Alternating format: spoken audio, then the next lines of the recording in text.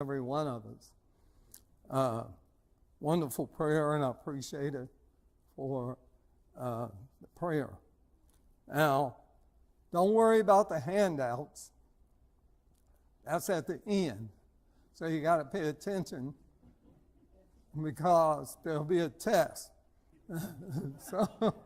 So pay close attention. Don't worry about the handout. When it's time, it'll be up on the screen, and we'll be able to get through everything, and hopefully everything will work to our advantage.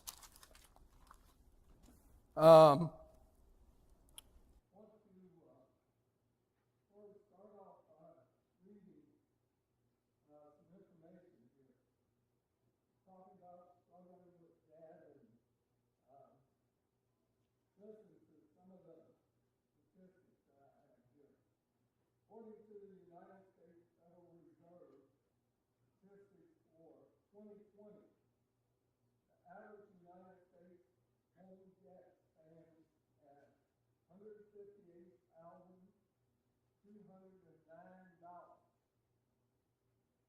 According to a study with everybody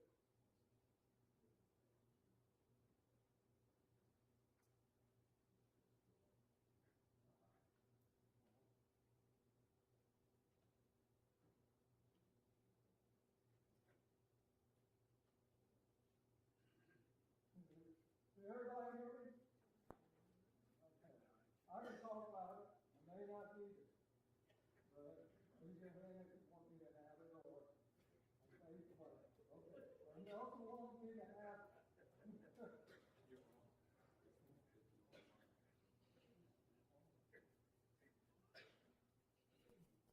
Now try it.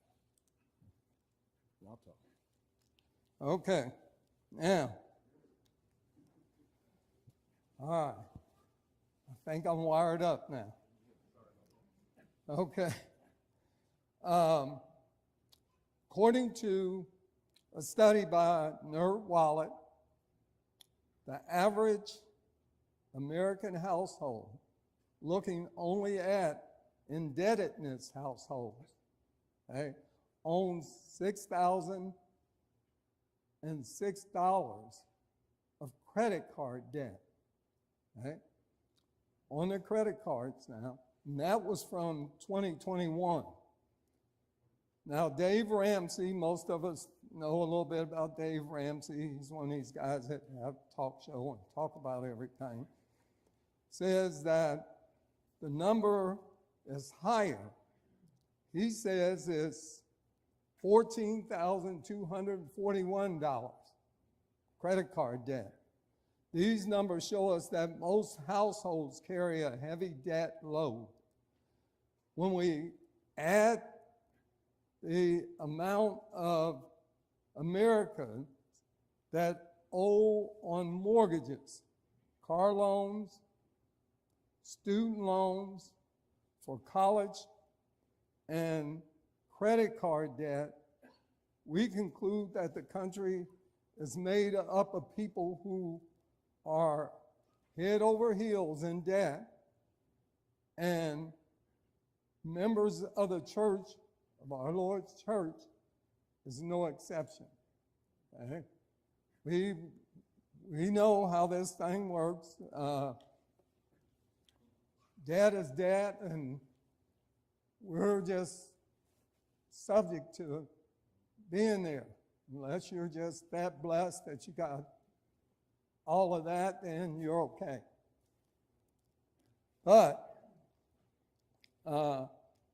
let's see what the Bible says about debt, because the situation is such. How many times have you heard sermons on debt or had Bible studies on debt? We don't seem to touch that. So here's an opportunity for us to take a look at some things. Now, the Bible talks about debt, but I want to start at the beginning. Over in Genesis, the first chapter, about the verse of 28, And it says, and God blessed them, and God said unto them, be fruitful and multiply, and replenish the earth, and subdue it, and have dominion over the fish of the sea, and over the fowl of the air, and over every living thing that moveth upon the earth. If we have dominion over things, and we should be able to do better at most things than we do. Just consider the situation and understand something, that the debt is going to be there. The Bible talks about it, and we need to understand how to deal with how we're blessed and what we can do about the debt. We need to work this thing. So over in, take that one off too. So I'll talk louder. In Deuteronomy 8th chapter, there are some things I want to share with you about debt and how the children of Israel was blessed and how we're so blessed as well, because this earth is full of opportunities for us because God gave it to us. And He gave us that dominion and all the things that go along with it. He gave us all the precious metals and the right attitude, the right knowledge of how to deal with things and how to be creative, how to just be the type of people that we need to be. And in looking at this, look at Deuteronomy 8th chapter. We'll begin at verse number 8. The land of wheat and barley, vine, fig tree, pomegranate, rennet, a land of olive oil and honey, a land wherein thou shalt eat bread without scarceness. Thou shalt not lack anything in it. A land whose stones are iron, and out of whose hills thou mayest be glad. When thou hast eaten and art full, then thou shalt bless the Lord thy God for the good land which He has given thee. Look at verse 11. Beware that thou forgettest not the Lord thy God, in not keeping His commandments, and His judgments, and His statutes, which I commanded thee this day, lest when thou hast eaten and art full, and hast built goodly houses, dwelled therein, and when thou earth and thy flock multiply, thy silver and thy gold was multiplied, and all that thou hast is multiplied. They're making good gain here. They're doing very well. Then thy heart be filled up, and thou forgettest the Lord thy God, which brought thee forth out of the land of Egypt from the house of bondage, who led thee through that great and terrible wilderness, wherein were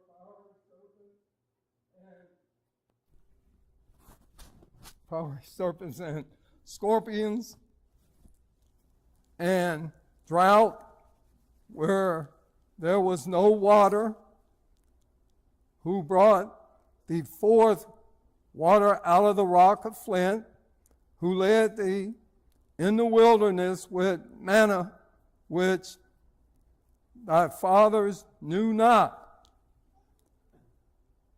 that He might humble thee, and that he might prove thee to do thy good at thy latter end. And thou say in thine heart, my power and might of mine hands have gotten me this wealth. Well, this is the problem. God gave it to us, a great earth, great knowledge, great skills, that we can have dominion over all this. And he expects us to multiply, do well. But we can't forget about God. They forget about him and they left him out, and this becomes a problem. And then you got to understand and know that when we have the opportunity to gain and have all the things that are necessary for us to be able to move forward in life, be better people, and now not go outside of where we should be, we sometimes do that. And this becomes a problem. And then we do forget about God a number of times. Not all of us, some of us. But we cannot forget about God. God gave it to us, gave us our abilities. And this brings about a serious situation. You got to think about some things. Okay? The things that you have to think about are how that we can have all the things that surround us here on earth, all the good things that God built, and that we've got the knowledge, the education, the skills to gain and to do well. But when we leave God out, we struggle with things, okay? And I want you to look at another scripture here in Deuteronomy. What Deuteronomy is, it's a book that recaptures the things that was said maybe in Exodus and Leviticus and Numbers and Leviticus. Okay? These things are kind of repeated in Deuteronomy. But I love the book because it points out some things. Deuteronomy, the 15th chapter. And I'm going to only use about 4 verses here, but I want to make sure we understand some things. Because we're talking about debt, and the Bible here talks about and says some things to us. It says in verse 15, at verse number 1, at the end of every 7 years, thou shalt make a release. And this is the manner of the release. Every creditor that lendeth aught unto his neighbor shall release it. He shall not exact or require it is of his neighbor or of his brother, because it is called the Lord's release. God allowed them, they were in debt to one another, and they had to pay off the debt. As Moses points out here, in that 7th year, there had to be a release. He had to let them out of it. Okay? And if you go and read through this, you'll see it talks about some of us being poor and some of them being just had to pay back this obligation. But at the end of that 7th year, they were able to get away and be released. Okay? But look at verse number 14 and 15. I just want to point this out because not only do they get released, but they also get blessed. 14 says, thou shalt furnish him liberty out of thy flock and out of thy floor and out of thy winepress, of that wherewith the Lord thy God has blessed thee. Thou shalt give unto him, and thou shalt remember that thou was a bondsman in the land of Egypt, and the Lord thy God redeemed thee.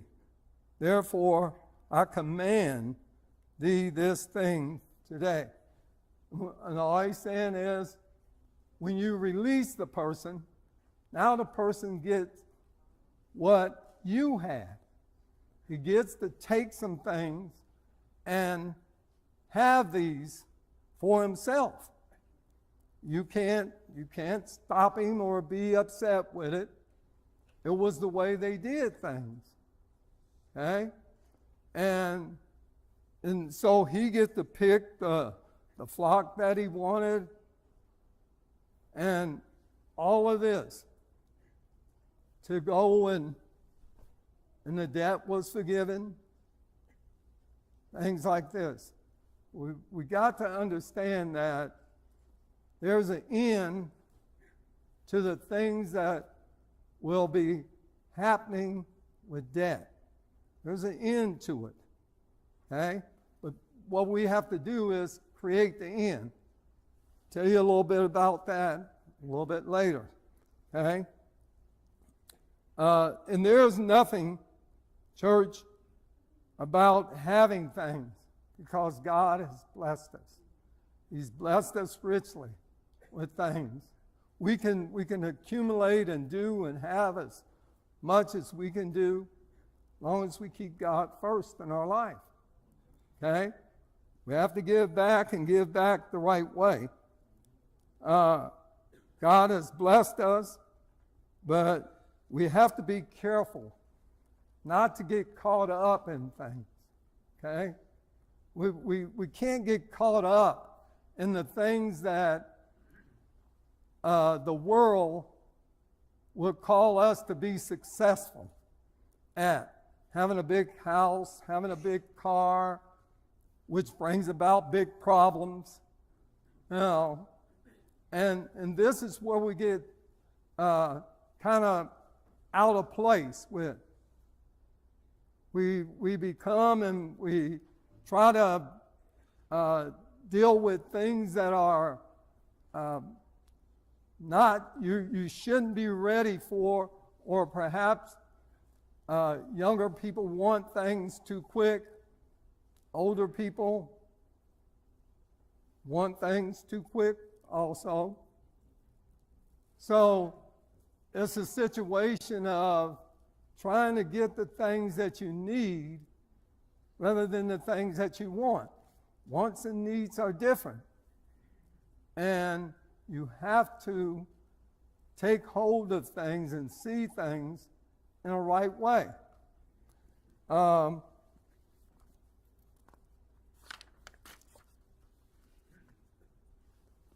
Only have about 4 more scriptures,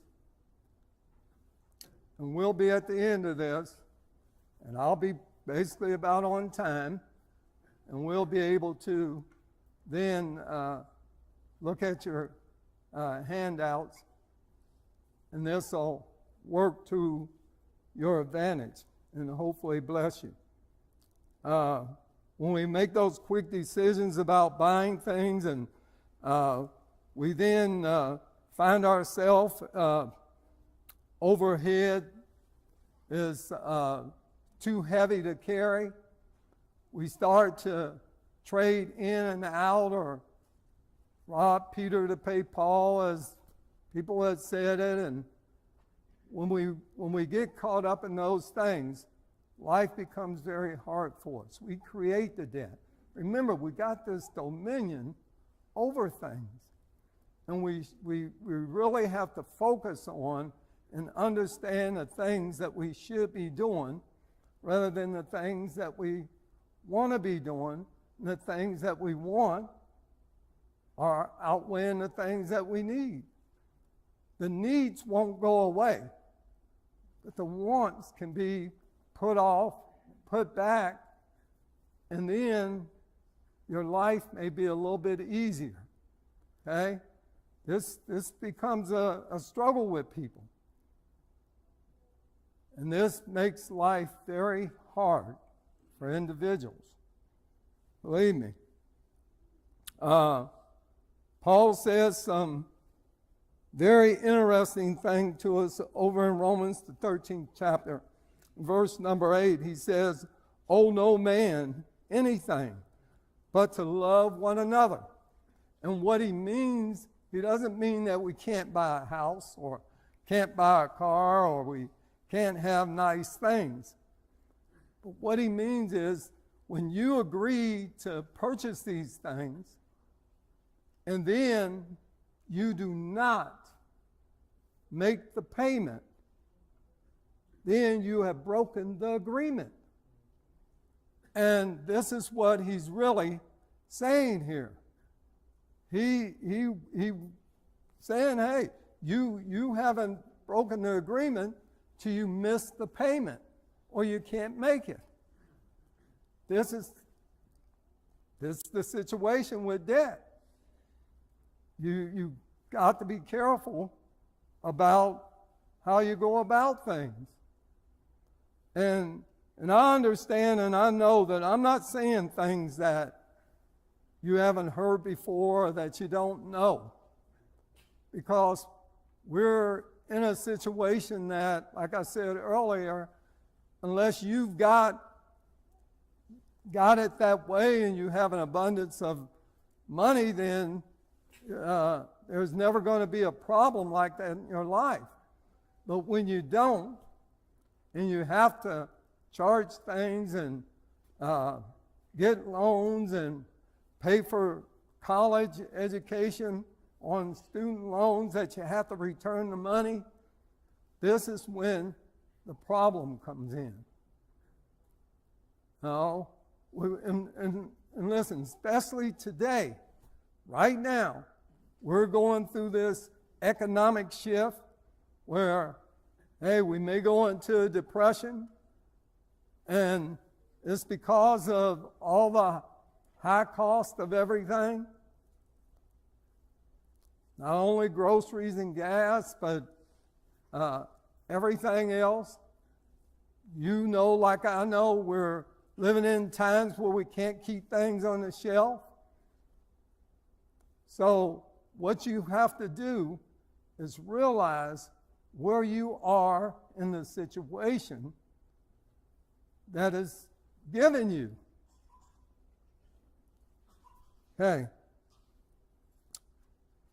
The wise man says some things to us in Proverbs, the 7th chapter. Proverbs, the 22nd chapter, in verse number 7, that the rich ruleth over the poor, and the borrower is servant to the lender. Say, you don't want to put yourself in that type of a situation. When you become this borrower and have this thing over your head forever and ever. Okay? And then, and in conclusion here, remember what the Apostle Paul told the young preacher over there in 1 Timothy, the 6th chapter and 10th verse, for the love of money is the root of all evil. And we sometimes forget about these things. We chase after the money, we get the money, we don't do the right things right, and then we kind of end up in a debt situation. Okay? What we need to do is reverse things. What I mean by that,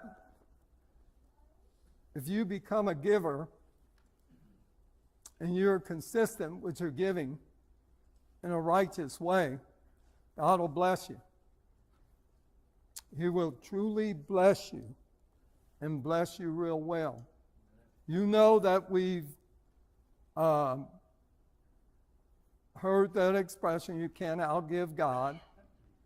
So as God blesses you to be able to give, keeping first, always the first amount that is written out of your paycheck should go to God.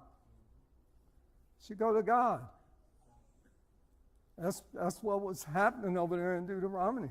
And, you know, and God had blessed them to get all of that, and then they forget about Him. But we can't do that and stay in a better situation. If you're helping God and giving to His church the way that you should and doing all the things that you can do, then God will bless you. You know that, I know that. Okay? And then, last but not least, I want us to look at something that the Lord says over in Luke, the 14th chapter. And this will kind of bring us to our conclusion. And now here, he's talking about discipleship. I understand that. But listen to the words and listen what he's telling these people. If they want to be his disciples, what they have to do. There's about 3 things I want you to see here. Verse 25 says that, and there went a great multitude with him, and he turned and said unto them, if any man come to me, and hate not his father and mother and wife and children and brethren and sisters, yea, and his own life also, he cannot be my disciple. This is a hard saying, church. This is hard. Okay? And we know that when he's talking hate, he's talking, you just can't put them before him. That's all he's saying. He said he comes first in all things, before anybody. Okay? 27 says, and whosoever doeth not bear his cross and come after me cannot be my disciple. When he's talking about bearing this cross is the same thing that they strung Jesus out on and crucified him in Rome. Rome had one of the, this cross thing with them was to hang out people, and they just terrorized them, and they put them to death like that. And this was just a crazy situation. We all know how Christ died, what they did to him on the cross. And this was Rome's way of doing things. And what he's saying here, you can't bear the cross.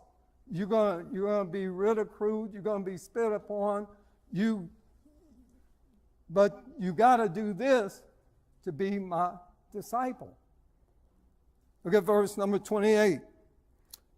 For which of you, intending to build a tower, sitteth not down first and counteth the cost, whether he has sufficient to finish it? Great question. We all, in our mind, we know that if we start to do something and we do not sit down and count the cost, we could end up in a terrible situation. We don't run out, and you shouldn't run out and be just doing things or purchasing things or doing whatever you're going to do or going places and things like this without figuring the cost, because you could be terribly embarrassed in the end. Okay? Number 29, less happily after he had laid the foundation and is not able to finish it, all that behold it began to mock him. See? People come by and say, oh, they were building this, or he was building it, or whoever. And look, they got the foundation, they can't finish it. What's wrong with them? What he's talking about is good common planning. Planning to do the right things right. He's talking about sacrifice. You've got to be willing to make the sacrifice. That's why he said you got to hate your father and mother and all the relatives and things like that, because that's a sacrifice you got to make if you're going to be Jesus' disciple. Okay? In saying this, man began to build and was not able to finish. Or what king going to make war against another king sitteth not down first, and he got to be counseled. He's got to consult. He's got to figure out that he can win the battle. He's only got 10,000, and the guy he's going against got 20. And if he don't get some consultation or get a clear understanding of what he's doing, he'll be sending that messenger, like it says here, to say, hey, this isn't going to work. I done figured it all out. I talked to everybody I need to talk to, and they said don't go to war against them. There's no way that you can win it. So he sends the messenger to make peace. I don't want to do war. I want to be at peace. Like I said, these are things that Jesus is saying, if you're going to be my disciple, you got to do these things.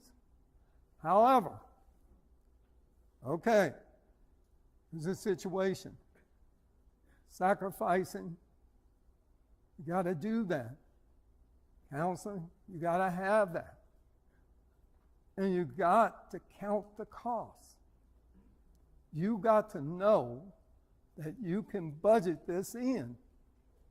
When you start talking about doing things, if you don't budget, and I'm sorry that my wife isn't here, but I can tell you guys, my wife is the greatest budgeter of all time. This lady sits at the table and all I see is this pencil and paper, and I try to ease over to look. And then I'll ask her the question, well, how'd you do with the groceries? Are we okay, or do you need more? She said, no, I'm okay. No. And she's got everything. She knows where every penny goes. And, hey, we're blessed. I'm blessed to have her. But if I run short, I know I can go to her. She's got that hidden money. and I'll tell you something else. We were in the bank. I'll tell you this real quick the other day, and we were going over some stuff with the banker, and my wife wouldn't leave this alone, so I told her, no, you don't have to really. No, she said, okay, I want you to look at this and look at that and tell me this. And he said, okay, well, I have to pull your credit. She said, yeah, go on, pull my credit. And I said, oh. And we kept sitting there waiting, and the guy went, he had this great look on his face. And she said, what's the matter? And he said, nothing. He said, do you know that you're in the 1% of all the people in credit, you have this credit score that's off the map. And she said, yeah, I know that. It went down a little bit because I paid that thing off. Hey, I'm telling you, she's the greatest budgeter of all time. But this is the way we have to be. If you're going to live your life in such a way, because this world don't care. If you make the contract with them and you fall short, you know and I know. You get the phone calls, they show up, they knock on the door, they do whatever they got to do. They want things back and all of this kind of stuff. This is our problem with debt. Now, last thing that I got on this is, I want to tell you, it's not how much money you make. It's what you do with what you make. Okay? Remember that, because this is one of those situations that you can run and become sinking in debt for a long time. And it's not a nice thing when people are doing this to you. So now, to your handouts. Real quick.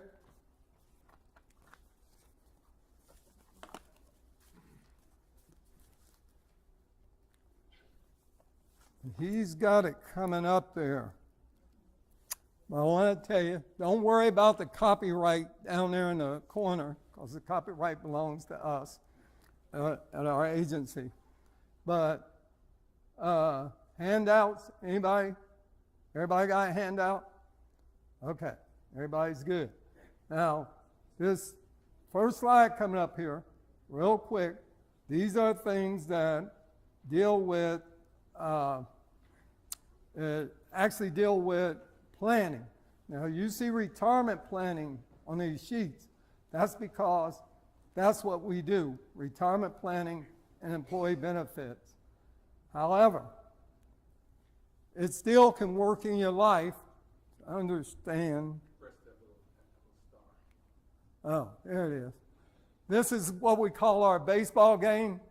And what you're going to do is, like I said, you're planning to retire, but you're going to do what is called cash needs analysis. Cash needs analysis tells us how much insurance you need and things like that, and make sure all your bills can be paid if you happen to die, and your family will be taken care of, and all of that. And on first base here is life. That means life insurance. And then all of these bullet point things there, just telling you the kind of life insurance you should have so that you can do things that will bless your life. One of the biggest things we do at our agency is called pension maximization. What that does is actually, when a person retires, the life insurance that we set up for them will offset the money that they leave for their loved one, their spouse, or perhaps somebody that is in need that they're taking care of, so that they don't diminish their life insurance, but it helps build up the proceeds that will go to them. And then on second base, we have disability. This is something that you need to have if, of course, you get sick or hurt, that your money flow will continue. And also over here, long-term care insurance, that protects your assets. So if you're living a long life, and we all know people who have went into nursing homes and things like that, the long-term care picks that up and takes care of it. And over here on third base, we got retirement. When the person decides to stop, then this is when we do what we call the pension maximization. The life insurance that's set up over here on first base then becomes the support to your retirement so that you take care of your spouse, or perhaps protect a dependent child or somebody who is still dependent on you for income, okay? And this saves you a lot of money. Then you're back at home and you're in good shape. Survivor benefit, is that one up under that cash needs analysis. And all that does is take care of your spouse with the money that your job gives and the money that we supply. Then your spouse should be okay if something happened to you during the retirement. And that goes to the situation of maximization, the pension maximization.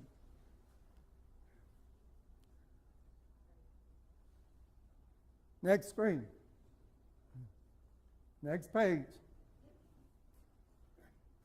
I don't know. Do I supposed to turn it?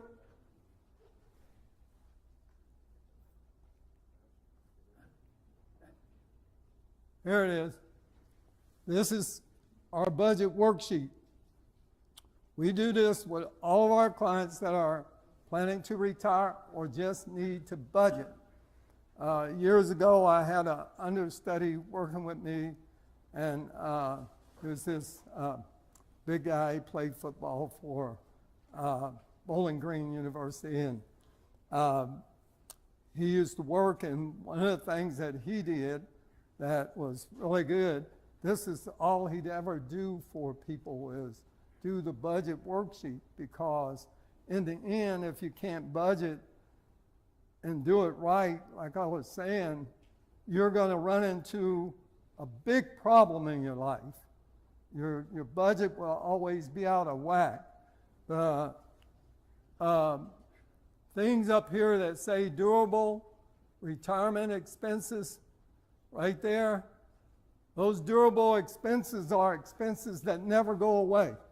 Sometime your mortgage may or may not, but you're always going to be paying utilities, doctor bills, insurance bills. You're going to have all of those things that always continue to go. You may still have credit card debt. You may have loans. You may have all of these things. Those are called durable expenses. So we have to add up all the durable expenses, see where a person is, to make sure after we have gotten what they'll get from Social Security, their pension, and any other money that they have put aside, we take their total income that they'll have, and we're going to deduct those durable expenses from. Now, the lower part of it deals with the desirable expenses. Desirable expenses are things that you want to do. You want to travel. You want to get gifts for your family. You want to give and donate money. But now our donation came way at the front still, that we're giving to the Lord. So that isn't in this. This is other stuff that you're donating. Okay? But you got to figure all that's in, things you may buy for your house. All those are desirable expenses. So we have to figure that in as well. And therefore, that's the situation there. And then we add it up. We also figure your tax bracket and all those things. And we tell you whether or not you need to go work at Walmart for a while or somewhere else when you retire. And believe me, we've done this for people that are retiring with what they think is good income, and then when they retire, well, understand everything in the end and all the deductions that come out, things they can't retire because they still got too much debt. Okay? They didn't eliminate it right. Next slide. And the last one, this last slide, they'll be coming up. Now, this is something that can bless the church's life. Okay? To the ministers in the house and the leaders and the elders and all those people. This is what we call a deferred giving program. This allows people, the congregation, the members of the Lord's church, to be able to give back to the Lord in a special way. Remember I said how much money you make is what you do with what you make. See, the person who doesn't make a lot may be able to, under this program, leave the church $50,000. Okay? Don't take away from your regular giving. Don't take away from that. Okay? We just simply have a committee set up, and the committee takes and tell the congregation what goal that they're setting.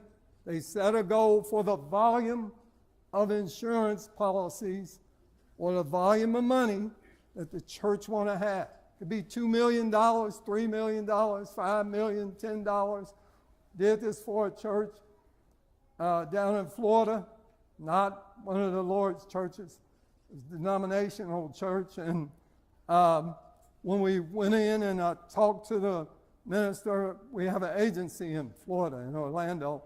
And the lady that run it down there, she called me and asked me to come and do the presentation. And we sat down with them and we explained this to the minister and to the other leaders.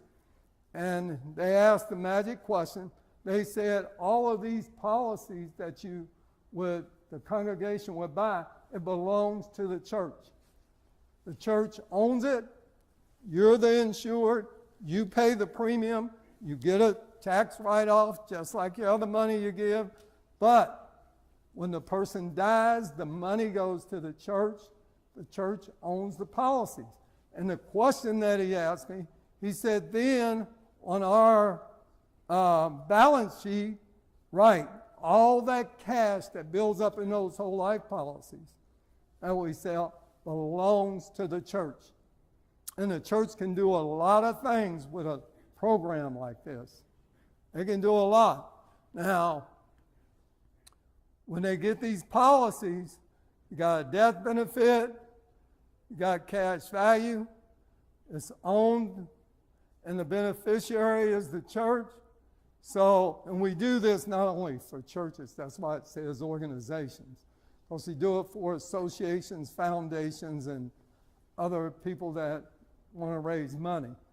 So, when they do this, the thing that the church does, when the person dies, then the committee will figure out the amount of money they pay for that member's funeral.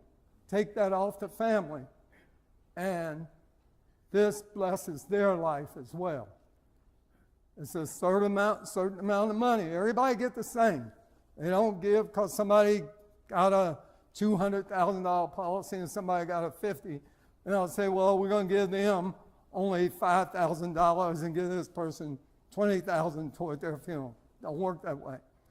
Everybody gets the same. Okay? So this really helps and blesses your life.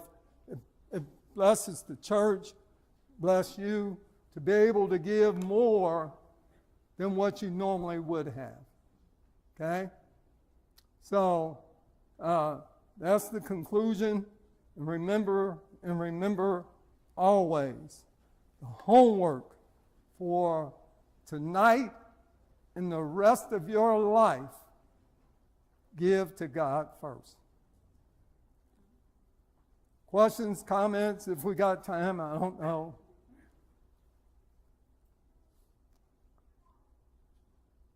That's it, no questions? I'm good. We're good. Thank you for having me. Appreciate it.